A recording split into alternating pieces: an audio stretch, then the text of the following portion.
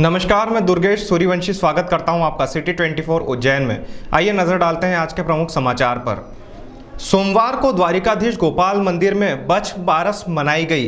इस अवसर पर भगवान श्री कृष्ण के बाल स्वरूपों में आए बालकों ने द्वार पर बंधी मटकी को डंडे से फोड़ा और माखन गिराया। यह परंपरा गोपाल मंदिर पर वर्षों से चली आ रही है। मटकी फोड़ने के बाद वर्ष में एक बार दिन में दोपहर 12 बजे भगवान द्वारिकाधीश की शयन आरती हुई। मंदिर में भगवान की बाल लीलाओं के दर्शन और शयन आरती में शामिल होने के लिए सैकड़ों भक्त मंदिर पहुंचे थे।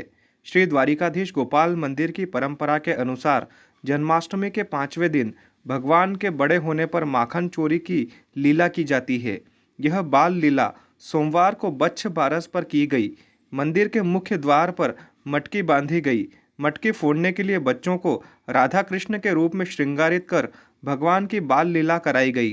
भगवान भी ग्वाल बाल के रूप में मौजूद थे। मंदिर के पुजारी मृदुल शर्मा ने बताया कि जन्माष्टमी के बाद से ही मंदिर में शयन आरती नहीं होती है। माना जाता है कि भगवान बाल रूप में होते हैं, इसलिए भगवान के सोने और जागने का समय निर्धारित नहीं होता है। बाछ बारस तिथि को भगवान जब बड़े हो जाते हैं तो बाल लीला का आयोजन कर मटकी फोड़कर भगवान की शयन आरती होती है। इसके बाद मंदिर के नियम अनुसार आरती का क्रम शुरू किया जाता है। प्रदेश के अन्य जिलों में शिक्षक भर्ती के दिव्यांग कोटे में हुई गड़बड़ के बाद उज्जैन जिले के लिए चयनित 390 नवीन शिक्षकों का मेडिकल कराया गया। सरकार ने लंबे समय बाद स्कूली शिक्षकों की भर्ती की है, मगर सागर, दमोह सहित अन्य जिलों में भर्ती के दौरान दिव्यांग कोटे में भर्ती शिक्षक स्वस्थ पाए गए, जबकि उनका मेडिकल सर्टिफिकेट दिव्यांग का बना हुआ था। उन्होंने दिव्यांग कोटे में नियुक्ति पाई थी। इसकी शिकायत के बाद उनका मेडिकल बोर्ड से निरीक्षण होना था, मगर वे मेडिकल के लिए नहीं पहुंचे। साथ ही भर्ती प्रक्रिया से बाहर कर दिए गए। उज्जैन जिले में ऐसी गड़बड़ी न हो, इसके लिए जिला शिक्षा अधिकारी आनंद शर्मा ने सभी चयनित अभ्यर्थियों का मेडिकल कराया। प्रदेश में भर्ती हुए नए स्कूली शिक्षकों में ऑनलाइन पोर्टल के माध्यम से उज्जैन जिले को 390 नए शिक्षक मिले हैं, जिनमें से 375 शिक्षकों ने ज्वाइनिंग भी कर ली है।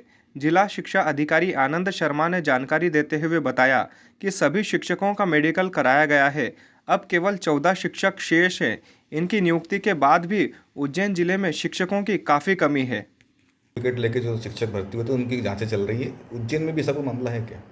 नहीं, उज्जैन में हमने जो भी हमारे पास विकलांग सर्टिफिकेट लेकर के अभ्यर्थी आए थे उनको हमने पड़ताल किया और ज़रा भी हमको संदेह हुआ तो हमने राज्य स्तर से उसकी विषय में जानकारी ली और जहां सत्यापन ये किया गया उसका संबंधित जो चिकित्सा अधिकारी हैं जहां से वो जारी हुआ है जिस जिले से, वहाँ पर भी हमने सत्यापन के लिए भेजा और फिर जो हमारे अपने स्तर के जो यहाँ पर जितने लोग थे उन सब का हमने यहाँ के बोर्ड से भी सत्यापन कराया।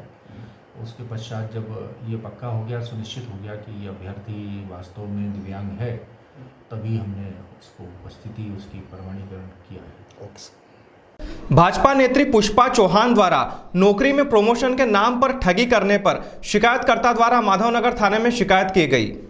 कांग्रेस छोड़ भाजपा में आई पुष्पा चौहान के खिलाफ माधवनगर थाने में सेवा सरकारी संस्था के कर्मचारी कुंदन शर्मा ने लिखित में शिकायत करते हुए बताया कि प्रमोशन करवाने के नाम पर भाजपा नेता से ठगी की घटना को अंजाम दिया गया है। पूरे मामले को लेकर पीड़ित फरियादी ने माधवनगर थाने में शिकायत करते हुए कार्यवाही की मांग की है।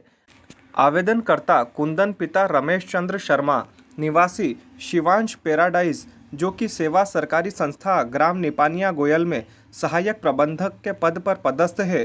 कुंदन के प्रमोशन के नाम पर पुष्पा चौहान भाजपा नेता ने 50,000 रुपये लेकर ठगी की घटना को अंजाम दिया है। इस पूरे मामले को लेकर माधवनगर थाने में लिखित में शिकायत हुई है। पुलिस मामले की जांच कर रही है। सेवा सहकारी संस्था के विभाग में पुष्पा चौहान के नाम शिकायती आवेदन को लेकर थाना प्रभारी से चर्चा की गई तो उन्होंने कहा कि मामले में शिकायती आवेदन लेकर जांच की जा रही है। दोषी पाए जाने पर कार्यवाही की जाएगी। पूरे मामले को लेकर जब भाजपा नेत्री पुष्पा चौहान से चर्चा की गई तो उन्होंने कहा कि कुंदन शर्मा नामक युवक को मैं पहचानती नहीं हूं और मेरे खिलाफ झूठी शिकायत माधवनगर थाने में की गई है। इस पूरे मामले को लेकर मैं मानहानि का दावा लगाऊंगी। क्या हुआ, जब इस व्यक्ति को मैंने हटाया तो इसी के गांव का एक कोई व्यक्ति है कुंदन शर्मा, जिसको मैं नहीं जानती हूँ। उस व्यक्ति से इन्होंने कल माधवनगर थाने में मेरे खिलाफ कोई आवेदन दिलवाया है कि मैंने 1 लाख रुपए की मांग करी है कुछ उसका प्रमोशन करने के लिए। और कल मैं घटिया में अपनी जन अभियान यात्रा में भी थी, उसमें भी उन्हीं के लोगों ने मुझे धमकी दी है कि घटिया विधानसभा क्षेत्र में चुनाव में घुस मत जाना, नहीं तो हम गोली मार देंगे। ऐसी मुझे धमकियाँ आई है। मैं चाहती हूँ कि उसके खिलाफ कार्रवाई होना चाहिए और मैं मानहानि का दावा भी इसके खिलाफ लगाऊंगी। चंद्रयान 3 का प्रस्ताव सर्वसम्मति से पास होने के बाद नगर निगम का सम्मेलन पूर्ण हुआ। नगर निगम का स्थगित सम्मेलन चंद्रयान 3 के प्रस्ताव को सर्वसम्मति से पास करने के बाद समाप्त हो गया। सभापति कलावती यादव ने सम्मेलन शुरू होते ही सभी को बता दिया था कि सदन में चंद्रयान 3 की सफलता पर प्रधानमंत्री नरेंद्र मोदी को धन्यवाद देने वाले प्रस्ताव पर ही चर्चा होगी। प्रतिपक्ष नेता रवि राय इसका समर्थन कर चुके हैं। चंद्रयान 3 की सफलता को लेकर इसरो वैज्ञानिकों को धन्यवाद दिए जाने के प्रस्ताव पर कांग्रेस पूर्व में ही समर्थन कर चुकी थी, लेकिन आज कुछ समय के लिए कांग्रेसी पार्षद सदन में आए और थोड़ी देर में ही सदन से उठकर चले गए।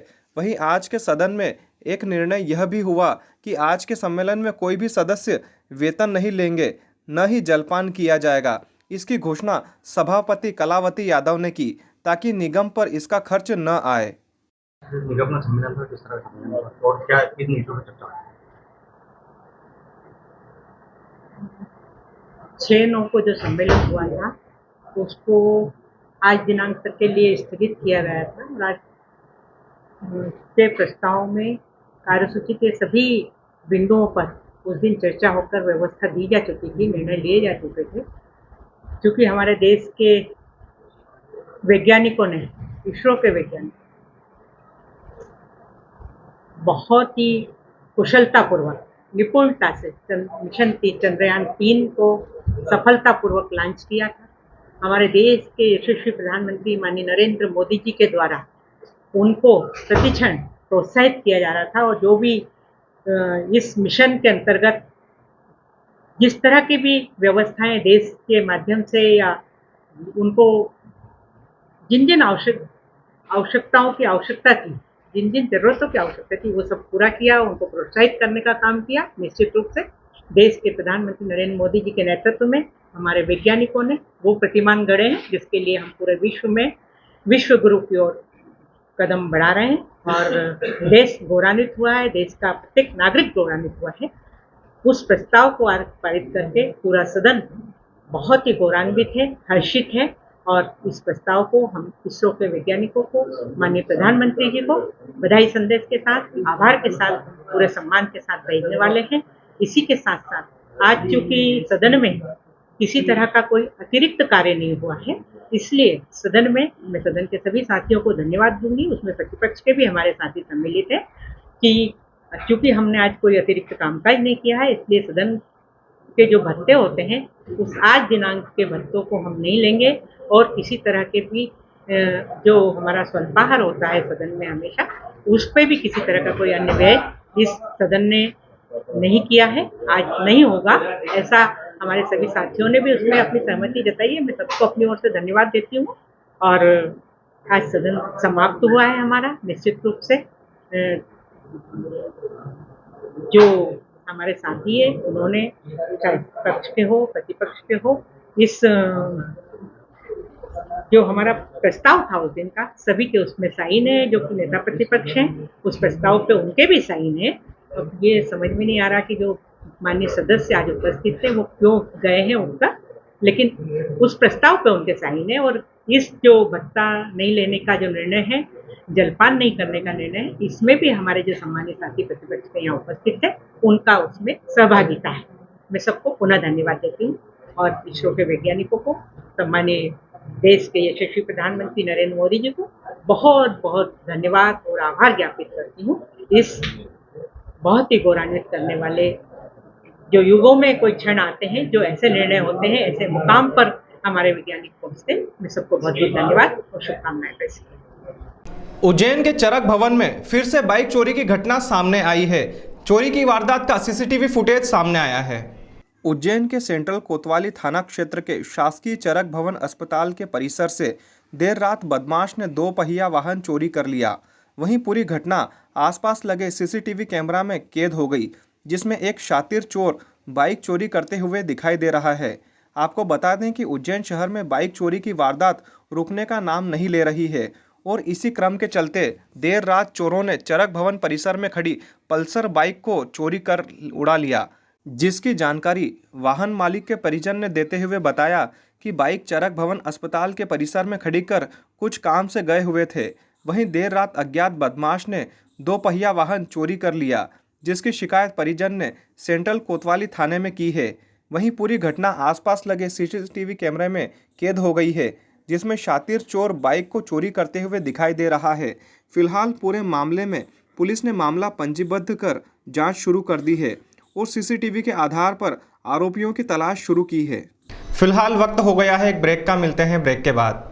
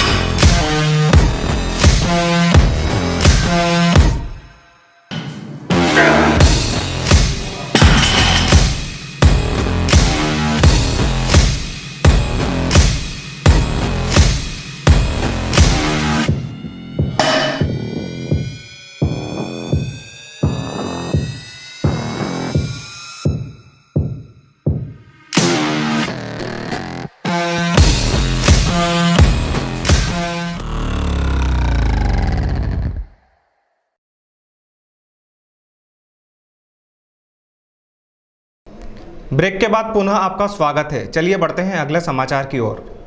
लगातार 23 वर्षों से बाबा महाकालेश्वर की सवारी का लाइव प्रसारण करने वाली सिटी 24 एवं सिटी भक्ति चैनल की टीम द्वारा गोपाल मंदिर पर महाकाल सवारी का भव्य स्वागत किया गया। विगत 23 वर्षों से लगातार उज्जैन में निकलने वाली बाबा महाकाल की सवारी का लाइव प्रसारण कर उज्जैन वासियों और बाबा महाकाल के लाखों भक्तों की सेवा उज्जैन सिटी चैनल और सिटी भक्ति चैनल करता आ रहा है। इस वर्ष भी बाबा महाकाल की 10 सवारी का लाइव प्रसारण किया गया। सिटी चैनल के मार्गदर्शक सत्यनारायण जी जायसवाल और विवेक जायसवाल जी के नेतृत्व में ध्रुव जायसवाल, मनोज पारिक, धनंजय उपाध्याय, अभय धर्मे, पुष्करण दुबे, शादाब अंसारी, भारत सिंह जादौन, राखी गहलोत, सचिन सिन्हा, रोहित पाटीदार, विजय सिंह चौहान, दुर्गेश सूर्यवंशी, राहुल गोमे, आर्यन चतुर्वेदी, आकाश सिंह, जुनेद खान, रजत बोरासी, यशराज धानक, साहिल प्रजापत सहित पूरी टीम ने गोपाल मंदिर पर सवारी का भव्य स्वागत किया।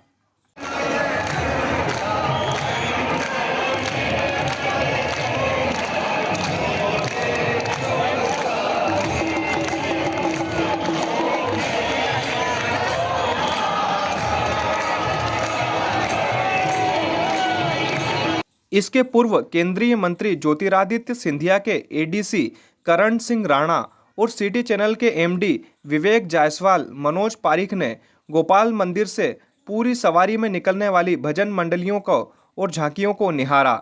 साथ ही विवेक जायसवाल जी ने गायक ज्वलंत शर्मा और उनकी टीम के साथ सुर मिलाते हुए भजन भी गाए।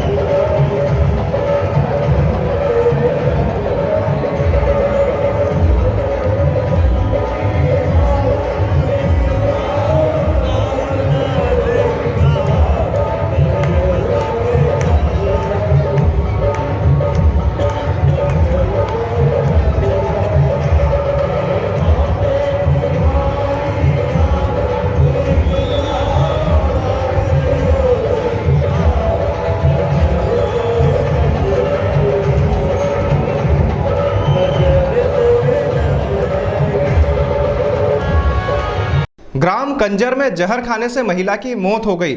जन सुनवाई में परिजनों ने सास ससुर द्वारा जमीन के लिए जहर देकर हत्या करने का आरोप लगाया। उज्जैन के थाना इंगोरिया क्षेत्र में एक महिला की जहर से मौत का मामला सामने आया है। दरअसल घटना मोमिनपुरा फाटक कंजर गांव की बताई जा रही है। यहां महिला की हालत बिगड़ने पर उसे जिला अस्पताल में भर्ती कराया गया, जहां उसकी मौत हो गई। महिला के भाई व अन्य परिजनों ने जन सुनवाई में आवेदन देकर आरोप लगाया कि सास ससुर के द्वारा जबरन जहर खिलाया गया है, जिसकी वजह से मौत हुई है। जहर खिलाने के कारण 30 बीघा जमीन हथियाना बताया जा रहा है। मृत महिला की शादी 17 साल पहले हुई थी, जिसके पति की मौत हो चुकी है।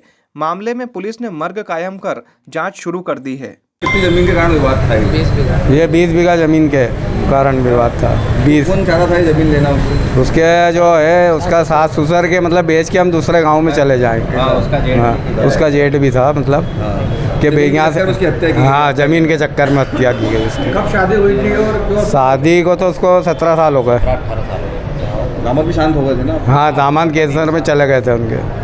कि जो बहन का जो डेथ हुई है वो कैसे हुई है और पुलिस ने क्या कार्रवाई की? वो हमारी बहन की डेथ ये मोमिनपुरा फाटक कंजर गांव में हुई है, मोमिनपुरा में हुई है। उसके ससुराल में उसके सासू ससुर ने उसको पकड़ के जहर खिलाया, पकड़ के रात में 3 बजे, और वहाँ से ले गए, बोले इंगोरिया थाना, इंगोरिया से डायरेक्ट इंगोरिया से ले गए वो उज्जैन में हॉस्पिटल में। हम इंदौर से आए, हमारे को पता चला तो ये पता चला कि सरकारी हॉस्पिटल में गए तो हमारे को पता चला कि वहाँ उसकी मृत्यु हो चुकी, मृत्यु घोषित पता चली हमें। तो वहाँ से पता चली, वहाँ से फिर उसको ले गए, उसको दफनाया वगैरह करा, कुछ भी करा। उसके बाद हमारी 3 महीने को किसने मारा है? जी हाँ, हमारी बहन को उसकी सास ससुर ने मारा है। क्या दिक्कत थी उनको उससे? उसको जमीन के कारण उसकी हत्या कर दी उनने। जमीन थी 20 बीघा उसके नाम। आ गया आपकी जो सिस्टर की जो ग्राम डेंडिया मेंडिया में पिछले लगभग 60 वर्षों से निवास कर रहे क्षेत्रवासियों ने अपने निवास स्थान का शासकीय पट्टा लेने के लिए कलेक्टर को ज्ञापन सौंपा। उज्जैन के ग्राम डेंडिया व मेंडिया में लगभग 200 गरीब परिवार 50 से 60 वर्षों से झुग्गी झोपड़ी बनाकर निवास कर रहे हैं, जिनके शासकीय पट्टों को लेकर न जाने कितनी बार दिग्गज नेताओं से लेकर जिले के सभी बड़े अधिकारियों को आवेदन देकर शासकीय पट्टे की मांग की जा चुकी है, लेकिन हर बार उन्हें आश्वासन देकर टाल दिया जाता है, जिससे परेशान होकर सभी ग्रामीणों ने उज्जैन कलेक्टर कार्यालय का घेराव कर उज्जैन कलेक्टर को मुख्यमंत्री शिवराज सिंह चौहान के नाम पर ज्ञापन दिया और अपना दुखड़ा मीडिया के समक्ष बताते हुए कहा कि हाल ही में उनकी झोपड़ी के आसपास कॉलोनी बनने लग गई है, जिसके कारण उन लोगों को अपने आशियाने छीन जाने का खतरा सताने लगा है। सभी ग्रामीण लोग चाहते हैं कि तुरंत उन्हें जमीन का शासकीय पट्टा दिया जाए, नहीं तो आने वाले चुनाव में वह सभी प्रत्याशियों का विरोध करेंगे। हमको वहाँ पे 50 साल हो गए रहते रहते, हमारे मतलब झुग्गी झोपड़ी है और हमारे घर के आगे पीछे कॉलोनी बन रही। तो कल से ये होएगा कि घर टूटेंगे तो फिर हमारा क्या होगा? हमको पट्टे चाहिए। तो क्यों कौन नहीं दे रहा पट्टा? किसने वो आपने आवेदन दिया? बहुत दिन से हम बोल रहे हैं कि हमको पट्टे दो, लेकिन कोई सुनवाई नहीं कर रहा। क्या नाम है आपका? सीमा सूर्यवंशी। समस्या को लेकर आज आए हैं, किस प्रकार का ज्ञापन दिया? आज हम कलेक्टर को आकर पट्टे को लेकर आए हैं। हमारी आवासीय भूमि जहाँ हम 50 से 60 साल से रह रहे हैं, उसका पट्टा नहीं है और उसी संबंध में हम कलेक्टर साहब को ज्ञापन देने आए हैं। कई बार हमारे द्वारा वहाँ से आवेदन दिए गए हैं, पंचायत को दिए गए हैं, विधायक जी को भी कई बार, सांसद जी को आवेदन दिए गए हैं, लेकिन अभी तक उसकी कोई सुनवाई नहीं हुई। कहाँ पे है ये जमीन? ये डेंडिया गाँव में है सर। कितने गांव के लोग रहते हैं? ये करीबन 160 घर के समथिंग है और सभी के घर बने हुए हैं, 50 से 60 साल से रह रहे हैं। अभी तक वहाँ पर किसी प्रकार के पट्टा नहीं दिया गया है। हमने मुख्यमंत्री जी को भी आवेदन दिया है, कई बार हमारे गांव के लोगों को उसका आश्वासन दिया गया कि हाँ पट्टे मिलेंगे, पर अभी तक उसका कोई निर्णय नहीं हुआ। ठीक है, आपका नाम बताएं। हाँ जी, आपका नाम? मेरा नाम राजेश सूर्यवंशी है, मैं डेंडिया का रहवासी। बाबा महाकाल की शाही सवारी के दौरान कहारवाड़ी क्षेत्र में 2 व्यापारी परिवारों के बीच जमकर विवाद हो गया। विवाद में हथियार चलने से हड़कंप मच गया। शाही सवारी के दौरान शाम 7:30 बजे कहारवाड़ी में 2 दुकानदारों के बीच लाठी, सरिये, तलवार और चाकू चले। बाबा महाकाल की शाही सवारी की वजह से इस क्षेत्र में श्रद्धालुओं की काफ़ी भीड़ जमा थी। विवाद में हथियार चलता देख लोगों में हड़कंप मच गया, भागदौड़ हो गई। थोड़ी ही दूरी पर पुलिस मौजूद थी, लेकिन 15-20 मिनट तक चली मारपीट के दौरान मौके पर कोई जिम्मेदार नहीं पहुंचा। दोनों पक्षों ने एक दूसरे पर आरोप लगाए। पहले पक्ष की युवती ने बताया कि रेस्टोरेंट संचालक ने उसे तलवार मारी, जबकि दूसरे पक्ष का कहना है कि महाकाल थाने के लिस्टेड बदमाशों ने मारपीट की, हथियार चलाकर दहशत फैलाई गई। पुलिस ने इस मामले में दोनों पक्षों के खिलाफ क्रॉस केस दर्ज कर जांच शुरू कर दी है। महाकाल थाना क्षेत्र में हुए इस विवाद के बाद दोनों पक्षों की घायल युवती व महिला जिला अस्पताल में भर्ती है। युवती रोशनी पिता किशन लाल ने पुलिस को बताया कि कहारवाड़ी में चूड़ी और टैटू बनाने की दुकान है। उसके पास ही गणपति गली में रहने वाले शुभम जोशी रेस्टोरेंट संचालित करते हैं। सोमवार शाम 7 बजे उसने दुकान के बाहर लगे फ्लेक्स लात मारकर गिरा दिए और गाली गलौज करने लगा। मना किया तो उसने साले लक्की से लाठी से वार कर दिया और शुभम ने दुकान के अंदर रखे तलवार निकालकर हमला कर दिया। रोशनी के पैर और सिर में चोट लगी है। कहारवाड़ी में कल एक विवाद हुआ था दो पक्षों में, जिसमें एक पक्ष के खिलाफ 324, 323, 294 का मुकदमा कायम किया गया है। इसमें एक आरोपी को पुलिस ने हिरासत में लिया है, दूसरे की तलाश जारी है। कितने लोग घायल हैं सर इसमें? एक महिला को चोट आई थी उसमें, तो 2 आरोपी हैं, जिसमें एक को पुलिस ने हिरासत में ले लिया और दूसरे की तलाश जारी है। सख्त कार्रवाई करेंगे। ठीक। आज के अंक में फिलहाल इतना ही। अगले अंक में फिर मुलाकात होगी। तब तक के लिए नमस्कार।